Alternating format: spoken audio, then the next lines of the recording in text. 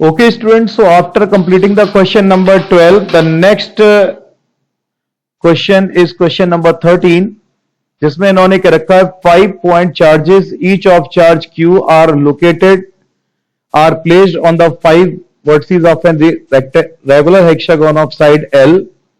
Find the magnitude of the resultant force on charge minus Q placed at the center of the hexagon.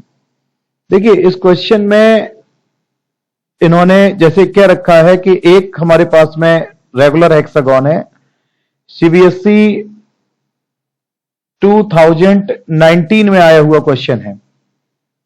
Figure से थोड़ा समझ लें, जैसे आपके सामने ये फिगर दिया गया है, इन्होंने क्या रखा है एक रेगुलर हेक्सागन है, इस तरीके से ये चार्जेस यहां पर रखे हुए हैं, 5 पॉइंट चार्जेस रखे हुए हैं इन्होंने, देखिए ध्यान से 1 2 3 4 एंड 5।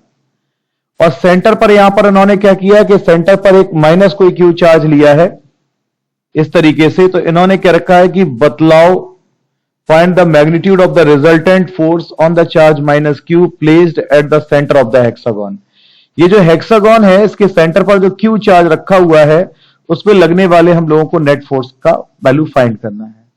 बच्चों आपको बहुत अच्छे से पता है कि सबसे पहले इस वाले चार्ज पर अगर आप ध्यान से देखेंगे तो कितने फोर्स काम करेंगे। एक तो सपोज हम लोग यहां पे मान लेते हैं, जैसे सपोज ए बी सी और ये मेरे पास डी ई और एफ, लेकिन मेरे पास में 6 कॉर्नर्स हैं लेकिन 5 पे ही चार्ज रखे हुए हैं। तो यहां पर आप देखेंगे 5 फोर्स काम करेंगे माइनस क्यू पे। जैसे ए की वजह से जो इस पे फोर्स लगेगा आपको पता है due to the positive charge जो लगने वाले फोर्स का डायरेक्शन होता है वो अवे, जानते हैं ए की वजह से जो एफ ए होगा वो कहां काम करेगा, इस तरफ। ओके बच्चों। और बी जैसे आप देख रहे हैं बी की वजह से जो एफ बी होगा वो कहां काम करेगा, इस तरफ अगर आप देखेंगे। सी की वजह से जो इस पे लगने वाला फोर्स होगा एफ सी वो कहां काम करेगा, इस तरफ। डी की वजह से जो लगने वाला फोर्स होगा वो एफ डी कहां काम करेगा, इस तरफ। ई की वजह से जो लगने वाला फोर्स होगा एफ ई वो कहां काम करेगा, इस तरफ, क्योंकि पॉजिटिव है तो पॉजिटिव का मतलब क्या हो जाएगा, अवे। और सारे जितने भी फोर्सेस हैं उनके मैग्नीट्यूड आपस में इक्वल हैं। जितने भी फोर्सेस हैं उन फोर्सेस के मैग्नीट्यूड जो है वो आपस में कैसे हैं, इक्वल है। तो आपको एक चीज देखने को मिलेगी कि जब एफ ए का मैग्नीट्यूड इधर पे एफ डी के इक्वल है तो एफ ए का जो मैग्नीट्यूड है, magnitude of force F A is equal to, यहां पर आप लिख सकते हैं magnitude of the force F D. तो ये दोनों फोर्सेस अब इक्वल मैग्नीट्यूड के डायरेक्शन अपोजिट है तो म्यूचुअली क्या हो जाएंगे, कैंसिल। इसी तरीके से आप देखेंगे एफ बी किसको कैंसिल कर देगा, एफ ई को कैंसिल कर देगा। जैसे एफ ए ने एफ डी को किया था वैसे ही एफ ई एफ बी को कैंसिल कर देगा, क्योंकि इनके भी दोनों के मैग्नीट्यूड आपस में कैसे होंगे, इक्वल होंगे। मैग्नीट्यूड का मतलब क्या होता है, F equal to 1/4 pi epsilon not Q1 Q2 upon R square. तो आप देखेंगे सारे चार्जेस की सेंटर से डिस्टेंस सेम है तो डिस्टेंस सब में कॉमन ही है। हाँ, 5 में से आपने देखा कि 4 फोर्सेस मेरे कैंसिल हो गए, सिर्फ एक फोर्स बच रहा है, कौन सा वाला, जो C की वजह से इस पे लग रहा है।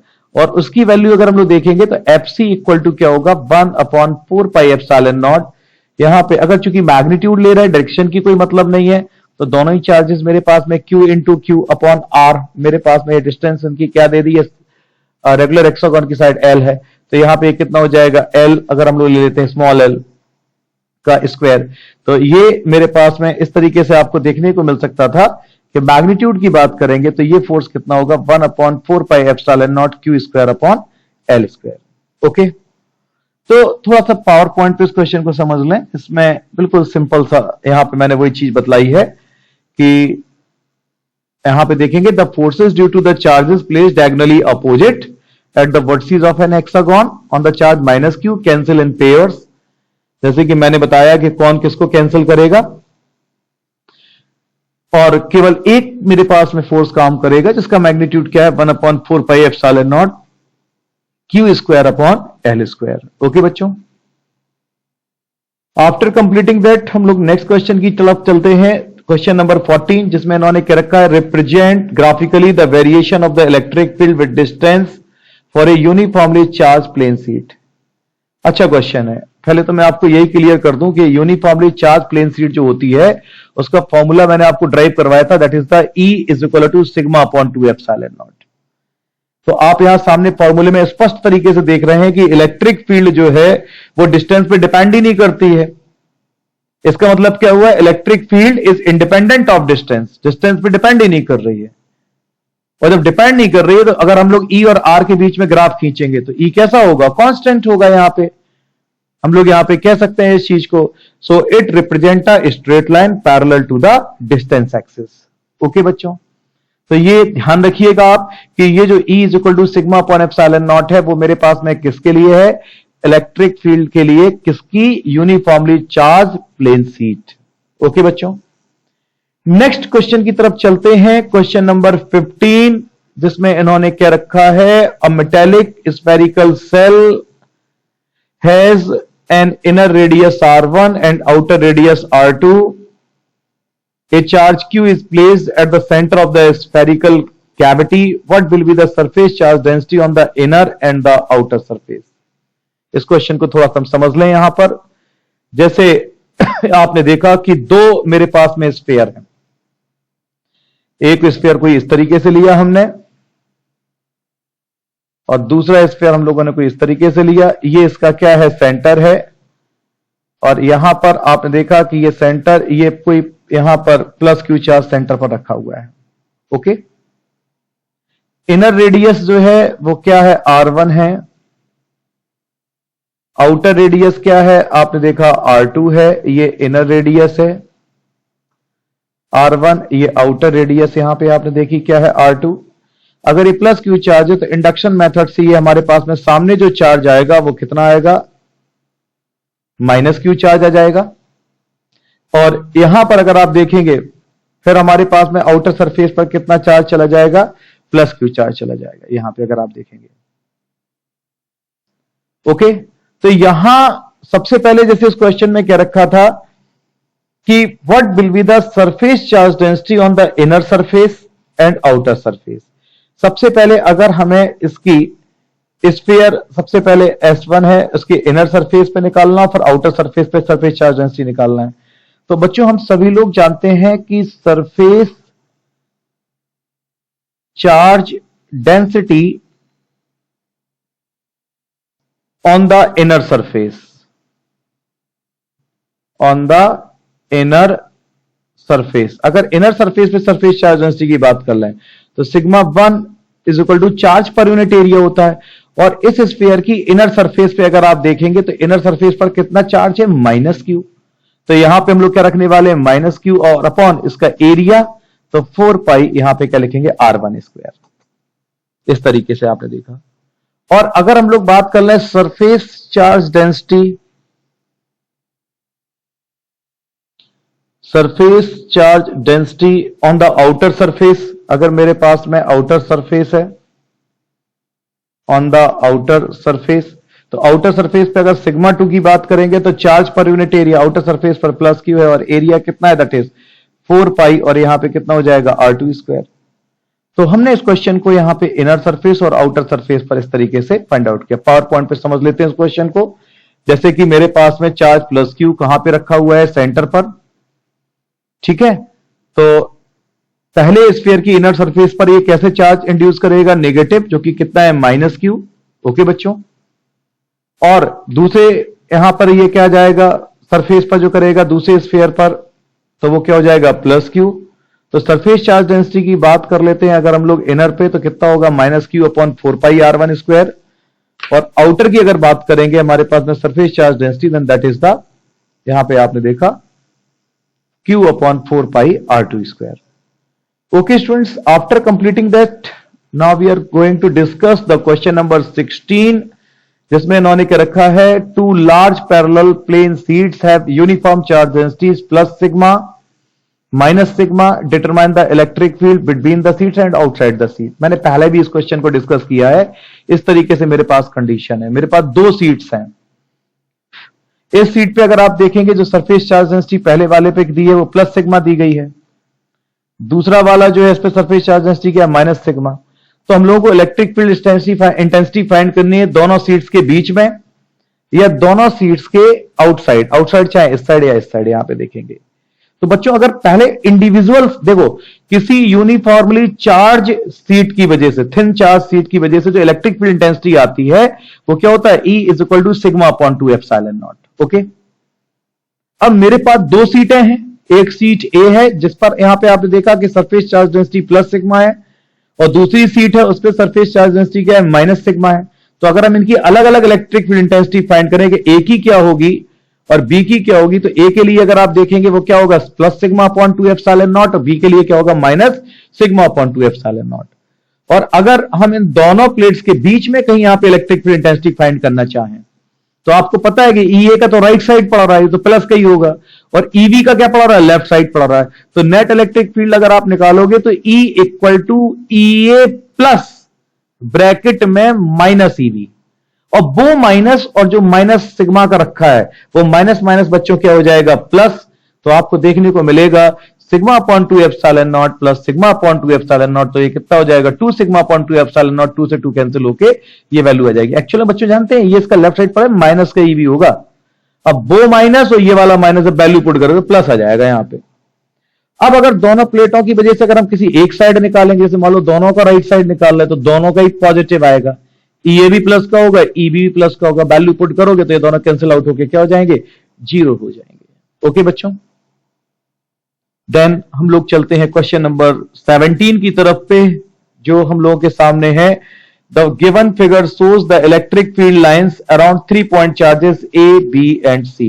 हमारे पास में 3 पॉइंट चार्जेस हैं, ए बी और सी। इस तरीके से आपने देखा, which charge are positive, figure पहले समझ लें तो ज्यादा बेटर होगा। Which charge are positive, which charge has the largest magnitude and why, इनमें से किस चार्ज का मैग्नीट्यूड ज्यादा है और क्यों है। इन व्हिच रीजन और region of the picture could be electric field be zero, electric field हमारे पास में जीरो होगी। Justify your answer, near A, near B, near C and nowhere. सबसे पहले हम लोग यहां पे ए पॉइंट को डिस्कस करते हैं। देखिए, अगर आप ध्यान से देखें तो मैंने आपको इलेक्ट्रिक फील्ड लाइंस की प्रॉपर्टी बताई थी, जिसमें मैंने बताया था कि इलेक्ट्रिक लाइंस पॉजिटिव चार्ज से ओरिजिनेट होती हैं, मतलब निकलती हैं, और नेगेटिव चार्ज पर जाकर ये क्या होती हैं, टर्मिनेट होती हैं, यानी कि अंदर इंसर्ट करेंगी। तो यहां पे अगर आप ध्यान से देखें तो ए वाला जो है, इसमें भी देखो इलेक्ट्रिक लाइंस बाहर निकल रही है, तो ए भी पॉजिटिव होगा, और सी से भी अगर आप देखें तो लाइनें बाहर निकल रही हैं, तो सी भी कैसा होगा, पॉजिटिव होगा। तो यहां पे हम एकदम क्लियर कर लेते हैं इस बात को कि जो मेरे पास में चार्जेस ए और सी हैं वो पॉजिटिव लाइंस ऑफ फोर्स हैं, क्योंकि ये यहां से हमारे पास में ऐसे हो रहा है। सेकंड क्वेश्चन में क्या रखा था, which charge has the largest magnitude and Y.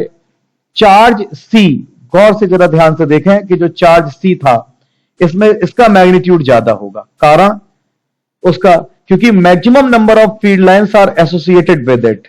तीनों चार्जेस में से देख लीजिए तो जो सी है, सी में मैक्सिमम नंबर ऑफ लाइंस है। देख लीजिए आप, 1 2 3 4 5 6 7 8 9 10 11 12 13 14 15, अगर आप काउंट करोगे तो इस तरीके से आप देख रहे हैं 15 लाइंस आ रही हैं, और आप चाहे ए की काउंट कर लेना या बी की काउंट कर लेना, इससे ज्यादा नहीं होगी।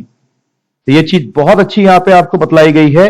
यहां पर क्वेश्चन में बहुत अच्छा उन्होंने पूछा है कि बताइए कि किस चार्ज का मैग्नीट्यूड ज्यादा होगा। तो बच्चों आप क्या कहोगे कि जो चार्ज सी है उसमें maximum number of field lines को वो एसोसिएट करता है, इसलिए हमारे पास में उसका मैग्नीट्यूड सबसे ज्यादा होगा। अब इन्होंने तीसरे पार्ट में क्या रखा है, तीसरे पार्ट में क्या क्या रखा है इन्होंने, तीसरे पार्ट में क्या रखा है, इन विच रीजन और region of the picture could be the electric field be zero. Near A zero होगी, बी जीरो होगी या सी जीरो होगी। ठीक है, तो आपको मैं बता दूं कि ए जो है हमारे पास में, उसके पास में इलेक्ट्रिक फील्ड की वैल्यू जीरो होगी। क्यों? Because there is no neutral point between the positive and negative charge. और न्यूट्रल पॉइंट जो होता है, अ न्यूट्रल पॉइंट में exist between the two like charges, और from the figure we see that the net neutral point exists between the charge A and C, or also between the like charges. So the neutral point is closer to the charge with a smaller magnitude. Thus electric field is zero near charge A. Okay students, हम लोग चलते हैं next question की तरफ, question number 18, जिसमें इन्होंने क्या रखा है, two isolated metal spheres A and B have radii r and 2r respectively and same charge q. Find which of the two sphere have greater charge density. अच्छा question है। इस क्वेश्चन में इन्होंने क्या रखा है आपसे कि मेरे पास कोई दो स्फीयर हैं ए और बी, दो आइसोलेटेड मेटल स्फीयर हैं ए और बी, जिनकी रेडियस कितनी है अगर आप देखेंगे r और 2r, बी बड़ा है, and the same charge, radius भले ही ज्यादा है लेकिन चार्ज दोनों पे सेम है। Find which of the two sphere have greater charge density. बतलाओ इन दोनों स्फीयर पर में से किस पे चार्ज डेंसिटी ग्रेटर है, हम लोगों को ये डिस्कस करना है। तो देखिए बच्चों, यहां पे थोड़ा सा चार्ज डेंसिटी का फॉर्मूला डायरेक्ट अभी आ रहा है, आपको मैं पढ़ाऊंगा कैपेसिटर, जब मैं पढ़ाऊंगा वहां पे हम इसको ड्राइव करेंगे। एनर्जी चार्ज डेंसिटी का फॉर्मूला यहां पे होगा half epsilon not into E square. और जैसे कि आपको पता है कि E जो होता है, अगर बात कर लें E इज इक्वल टू, आपको बहुत अच्छे से मालूम है कि सिग्मा अपॉन एप्सिलॉन नॉट, और सिग्मा इज इक्वल टू किसकी होता है, Q अपॉन ए के। तो यहां पे हम लोग कह सकते हैं Q upon epsilon not into A. और जब बच्चों इस E की वैल्यू हम यहां पे पुट करेंगे तो U is equal to half epsilon not, और E स्क्वायर रखेंगे तो Q upon epsilon not A का स्क्वायर। तो यहां पे हाफ एप्सिलॉन नॉट, और ये क्या हो जाएगा Q स्क्वायर, और ये क्या हो जाएगा epsilon not square into A square. ये इससे जब जाएगा तो आपको एक चीज देखने को मिलेगी, हाफ, और यहां पे क्या हो जाएगा Q square epsilon not into A square. ये आपने देखा U के लिए। तो यहां पर अगर आप देखेंगे, अब आप सामने देखिए चार्ज दोनों स्फीयर पे सेम है। कौन कौन सी क्वांटिटी कांस्टेंट है, जैसे आपने देखा चार्ज कांस्टेंट है, क्यों कैसा है, सेम है, केवल रेडियस अलग अलग है। एक पहले स्फीयर की रेडियस क्या है r, दूसरे स्फीयर की रेडियस कितनी है 2r, तो एरिया भी अलग हो जाएगा क्योंकि एरिया उसका ज्यादा होगा स्फीयर b का। तो यहां पे आपने देखा कि u इनवर्सली प्रोपोर्शनल किसके आ रहा है, a स्क्वायर के। तो आपको बहुत अच्छे से मालूम है कि वेयर जो मेरे पास में सेकंड वाला स्फीयर है b वाला, ab इज ग्रेटर देन किसके होगा, aa, स्फीयर a के। तो आप कह सकते हैं चूंकि इनवर्सली प्रोपोर्शनल है, तो आप यहां पे कह सकते हैं कि यूए जो होगा वो ग्रेटर देन किसके होगा, यूबी। यानी कि जो स्फीयर बी है उसकी एनर्जी डेंसिटी ज्यादा होगी कंपैरेटिवली इससे। ओके बच्चों, नेक्स्ट क्वेश्चन की तरफ चलते हैं। इसको एक बार थोड़ा सा पावर पॉइंट पे हम लोग समझ लें। पावर पॉइंट पे अगर आप देखेंगे, जिसमें इन्होंने वही चीज energy density U is equal to half epsilon not into E square. E आपको मालूम है सिग्मा अपॉन एप्सिलॉन नॉट, या सिग्मा का वैल्यू Q अपॉन ए रखेंगे तो इस तरीके से। और आपको पता है कि स्फीयर B का एरिया ज्यादा है क्योंकि उसकी रेडियस डबल है कंपैरेटिवली स्फीयर A के। तो अगर उसका एरिया ज्यादा है तो ऑब्वियसली एनर्जी डेंसिटी उसकी क्या होगी, कम होगी। क्वेश्चन नंबर 19 की तरफ चलते हैं। इसमें उन्होंने क्या रखा है, 4 point charges capital Q, small q, capital Q and small q are placed at the corner of a square of side A as shown in the figure. Find the resultant electric force on the charge capital Q. Figure कुछ इस तरीके से आपके सामने, हम दोबारा आपको बनाते हैं ये फिगर। यहां जैसे आपने देखा कि ये क्वेश्चन है हमारे पास, जिसमें इन्होंने क्या रखा है कि एक कोई मेरे पास में स्क्वायर है। हम लोग इस तरीके से एक कोई स्क्वायर यहां पे दिखा देते हैं, और इस स्क्वायर पर चार्जेस क्या हैं, आपने चार्जेस भी देख लेने हैं यहां पे, capital Q, small q, capital Q और स्मॉल q, और इसकी साइड कितनी ली है हम लोगों ने a, और इस तरीके से ये स्क्वायर पर रखे हैं। Find the resultant electric force on charge capital Q। हमें इन दोनों में से, चाहे ये वाला कैपिटल Q ले लो आप और चाहे ये वाला कैपिटल Q ले लो, इन दोनों कैपिटल Q में से किसी एक कैपिटल Q पर चार्ज की रिजल्टेंट फोर्स फाइंड करना है कि रिजल्टेंट फोर्स इन दोनों कैपिटल Q पर क्या होगा। दोनों पे हमारे पास में कैपिटल Q, दोनों पे किस पे रिजल्टेंट फोर्स इन दोनों कैपिटल Q में से निकालना है। तो देखो कोई भी हम लोग यहां पे कंसीडर कर सकते हैं। जैसे मान लीजिए आप ये वाला कैपिटल Q ले लीजिए, यहां पे हम लोग ले लेते हैं। तो जानते हैं इस कैपिटल Q पर 3 फोर्स काम करेंगे। जैसे 3 फोर्स कौन कौन से काम करेंगे, हम पॉइंट डिस्कस कर लें। एक तो ए पॉइंट पर जो कैपिटल Q रखा है उसकी वजह से फोर्स लगेगा, दूसरा इस क्यू की वजह से लगेगा और तीसरा इस क्यू की वजह से लगेगा। तीन फोर्सेस काम करेंगे। जैसे एक मैं फिर से आपको डिस्कस कर लूं, एक तो इसकी वजह से लगेगा यहां पर आपको पता है प्लस है तो due to the positive direction इसका कैसा होगा, अवे। तो अगर आप देखेंगे ये F1 कहां काम करेगा, आपने देखा अब इस तरीके से। ओके, F2 इस चार्ज की वजह से अगर हम बात करेंगे तो ये भी पॉजिटिव है, तो इसकी वजह से जो फोर्स लगेगा वो भी कहां काम करेगा, अवे। इस तरीके से आप देखेंगे ये F2 आ जाएगा मेरे पास में। यहां पर अगर हम लोग देखेंगे इस क्यू की वजह से जो फोर्स लगेगा वो भी कैसे काम करेगा, अबे। यहां पर ये F3 आ जाएगा। तो इस तरीके से अगर आप देखेंगे यहां पर मेरे पास में तीन फोर्सेस यहां पे इस कैपिटल क्यू पे काम करने वाले हैं। साइड बच्चों जैसे इसकी क्या दी है, ए। तो डायगोनल की बात करेंगे तो ये तो आपको पता है साइड √2 हो जाएगी, ये कितना हो जाएगा, a√2 हो जाएगी। तो पहले हम तीनों फोर्सेस का मैग्नीट्यूड फाइंड कर लेते हैं। सबसे पहले हम F1 का मैग्नीट्यूड फाइंड करेंगे। तो F1 का जो मैग्नीट्यूड फाइंड करेंगे वो आपको पता है बहुत अच्छे से, क्या आ जाएगा, k q1 q2 upon R square, या आप 1/4πε0 लिखना चाहे तो वो भी लिख सकते हैं, या लास्ट में हम लोग सीधे रख देंगे। अभी हम लोग लिखते हैं k q1 की जगह q और q2 की जगह भी q और अपॉन आर स्क्वायर। आर कितना है हमारे पास में, a√2। तो a√2 का स्क्वायर क्या करेंगे हम लोग यहाँ पे, ये हो जाएगा 2a स्क्वायर। तो यहां पर बच्चों आपको देखने को मिलेगा जो F1 आया है that is k q square और अपॉन नीचे कितना हो जाएगा, 2a स्क्वायर। आपको डायरेक्शन बहुत अच्छे से अगर बात करेंगे तो आपको मालूम है कहां काम करेगा, अलोंग AC।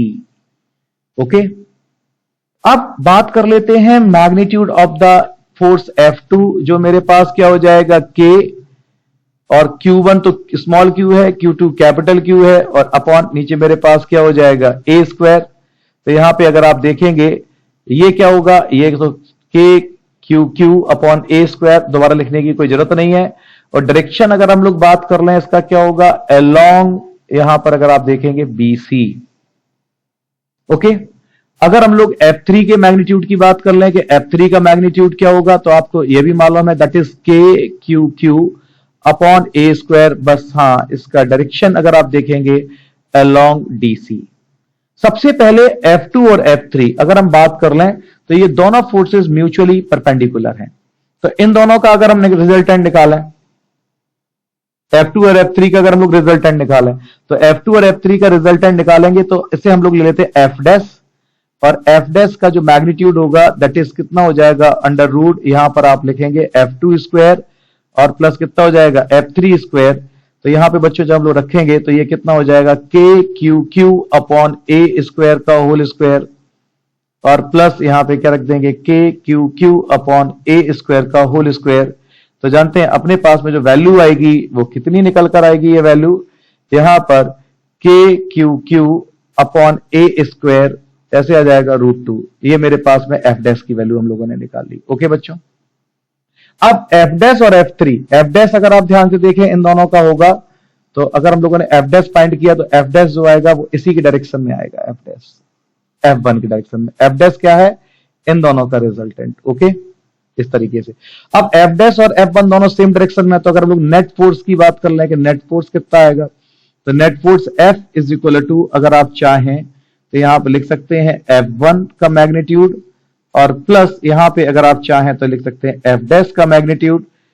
F1 आपको पता है कितना था, हम लोगों ने निकाला था, F1 है k q square upon 2a square. तो इसकी वैल्यू हम लोग यहां पे क्या रखने वाले हैं, k, यहां पे आपने देखा q square upon 2a square. Okay, और यहां पे जब इसकी वैल्यू रखेंगे तो कितना हो जाएगा, k q और अपॉन नीचे क्या हो जाएगा, a स्क्वायर अपॉन √2। अब इसमें अगर हम लोग कॉमन ले लें, इसमें हम चाहें तो कॉमन ले सकते हैं, k यहां पर कॉमन ले लें q upon a square, k q upon a square. बच्चों अगर हम कॉमन ले लेंगे तो ब्रैकेट में मेरे पास आएगा q अपॉन 2। ओके, और प्लस यहां पर मेरे पास में आ जाएगा q√2। यहां पे आप इस तरीके से लिख सकते हैं इसको, और अगर k की वैल्यू हम यहां पे रिप्लेस कर देते हैं 1/4πε0 से, तो यहां पे आपको देखने को मिलेगा 1/4 pi epsilon not Q upon A square और ब्रैकेट में capital Q upon 2 plus small q √2। तो ये हम लोगों ने यहां पर इसका फोर्स फाइंड किया और जानते हैं जो नेट फोर्स होगा वो कहां पे डायरेक्टेड होगा हमारे पास में अलोंग AC। तो इस क्वेश्चन को हम लोग यहां पे ऐसे कंप्लीट करते हैं। पावर पॉइंट पे एक बार समझ लेते हैं इस क्वेश्चन को, जिसमें यहां पे आपने देखा कि ये जैसे मेरे पास में फिगर था 3 फोर्सेस F1 F2 इनकी वैल्यू फाइंड आउट करी हम लोगों ने, F3 विद डायरेक्शन आप लोगों ने ऐसे देखा। देन फिर हम लोगों ने यहां पे नेट फोर्स की वैल्यू फाइंड करी F1 और F2 और F3 से, और फिर F2 F3 का जो कंबाइंड आया F1 के साथ ऐड करके हम लोगों ने ये फाइंड आउट किया। Okay students, so after completing that हम लोग नेक्स्ट क्वेश्चन नेक्स्ट वीडियो में डिस्कस करेंगे। आज यहीं तक।